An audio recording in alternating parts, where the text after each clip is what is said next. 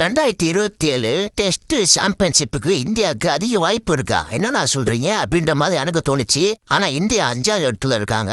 அது எப்படி வாய்ப்புன்னு பாத்தீங்கன்னா, அடுத்து இந்தியாவுக்கு 8 டெஸ்ட் மேட்ச் இருக்கு. ஸ்ரீலங்கா கூட ஒரு மேட்ச், அப்புறம் நியூசிலாந்து கூட 2 மேட்ச், அப்புறம் ஆஸ்திரேலியா கூட ஒரு 5 மேட்ச் இருக்குங்க. இந்த 8 மேட்ச்ல அதிகபட்சம் ஒரு 7 மேட்ச் வின் பண்ணணும். அதிகபட்சம் 7 மேட்ச் வின் பண்ணா கன்ஃபார்மா போயிடலாம். ஏன்னா ஒரு 6 மேட்ச் வின் பண்ணா மற்ற டீம்ஸோட வெற்றி தோல்வி வச்சு போற மாதிரி இருக்கும். 8 இதுல ஒரு 7 வின் பண்ணா கன்ஃபார்மா போயிடலாம். 6 வின் பண்ணாலும் கொஞ்சம் வாய்ப்பு இருக்கு.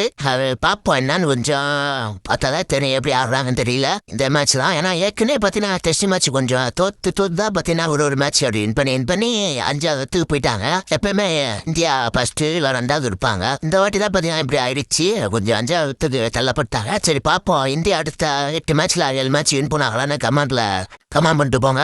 போறப்போ அப்படியே லைக்கை போட்டு சப்ஸ்கிரைப் பண்ணிட்டு போங்க. அடுத்த வீடியோல வரேன்.